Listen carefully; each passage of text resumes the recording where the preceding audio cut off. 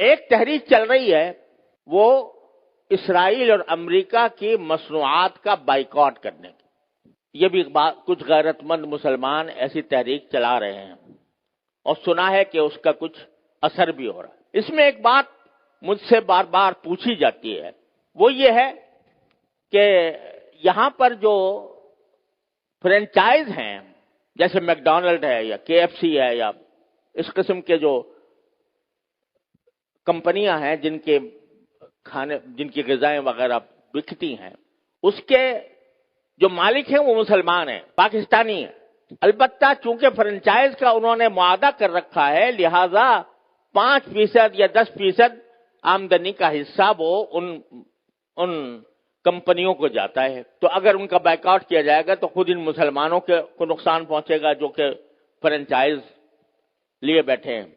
میں اس کے جواب میں ایک بات عرض کرتا ہوں، یہ کہ یہ مسئلہ فتوے کا نہیں ہے، یہ ایمانی غیرت کا مسئلہ ہے، غیرت ایمانی کا مسئلہ ہے۔ کسی غیرت مند مسلمان کو یہ گوارا نہیں ہونا چاہیے کہ اس کی آمدنی کا 1 پیسہ بھی کسی ایسے شخص کو پہنچے جو اسرائیل کو مدد دے رہا ہے۔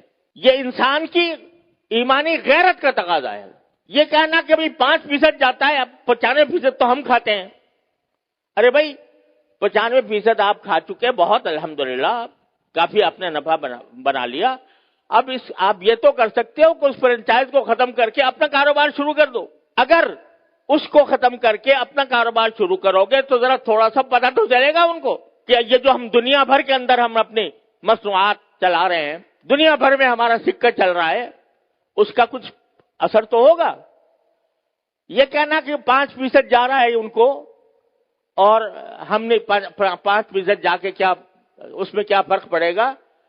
آپ ذرا یہ سوچو کہ اگر کوئی میری آمدنی کا 50% نہیں 1% کسی ایسے شخص کو پہنچ رہا ہو جو میرے باپ کے قتل کی سازش کر رہا ہے، دوبارہ کرو گے کہ میری آمدنی کا 1% ایسے شخص کو دیا جا رہا ہے جو میرے باپ کے قتل کی سازش کر رہا ہے یا میرے قتل کی سازش کر رہا ہے؟ تو اب یہاں اس کو 1% اور 2% اور 5% سے ناپو گے۔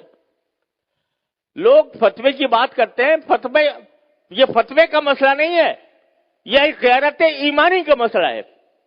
اور اس غیرت ایمانی کے تحت یہ میں سمجھتا ہوں کہ کسی غیرت مند مسلمان کو اس کا اقدام نہیں کرنا چاہیے۔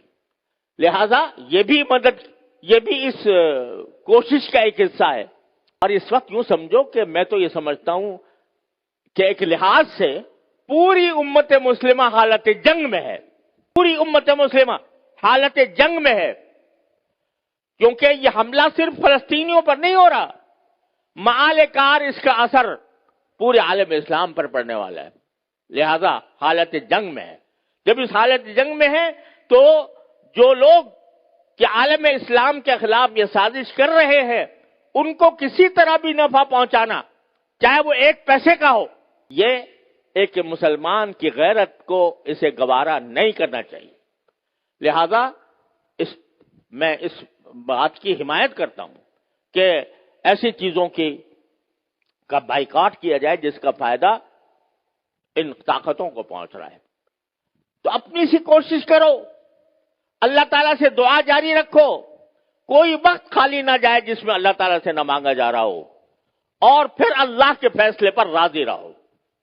پھر جو اللہ کا فیصلہ ہے وہی برحق ہے، وہ ہماری خواہش کے مطابق ہو تو برحق ہے، ہماری خواہش کے خلاف ہو تو برحق ہے۔ تو بس یہ ہے پریشانی کا علاج۔ اللہ تبارک و تعالیٰ اپنے فضل و کرم سے ہم سب کو اس پر عمل کی توفیق عطا فرمائے۔ وآخر دعوانا الحمدللہ رب العالمین۔